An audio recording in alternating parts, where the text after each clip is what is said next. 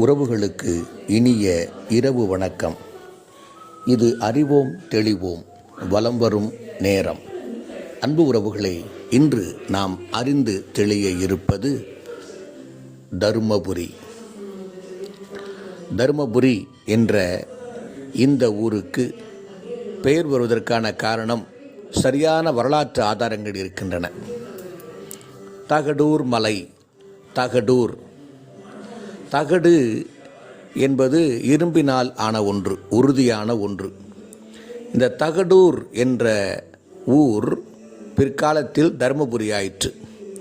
தகடூர் என்றாலே நமக்கெல்லாம் தெரியும், கடையேழு வள்ளல்களில் ஒருவரான அதியமான் ஆட்சி செய்த பகுதி தகடூர். தகடூரை தலைநகராக கொண்டு ஆட்சி செய்தவன் அதியமான்.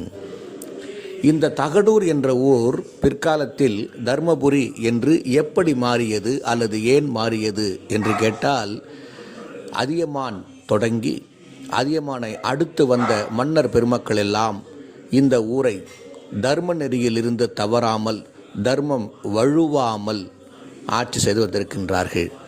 தர்மம் புரிகின்ற ஊர் ஆகையால் தர்மம் புரி என்ற ஊர் மருவி பிற்காலத்தில் தர்மபுரி என்று ஆனது. 9ஆம் நூற்றாண்டிலே கங்க மன்னர்கள் காலத்திய கல்வெட்டுகள் கூட இந்த ஊரினை தர்மபுரி என்றுதான் குறிப்பிட்டிருக்கிறது.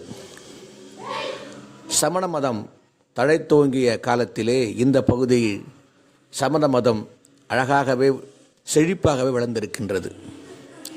இந்த மக்கள் தர்மத்தை காத்தார்கள், தர்ம வழியில் நடந்தார்கள். தர்மம் புரிகின்ற மக்கள் மிகுதியாக வாழ்ந்ததன் காரணமாகவும், தர்மம் இங்கு அதிகம் புரிந்த காரணமாகவும் இது தர்மபுரி என்று அழைக்கலாயிற்று.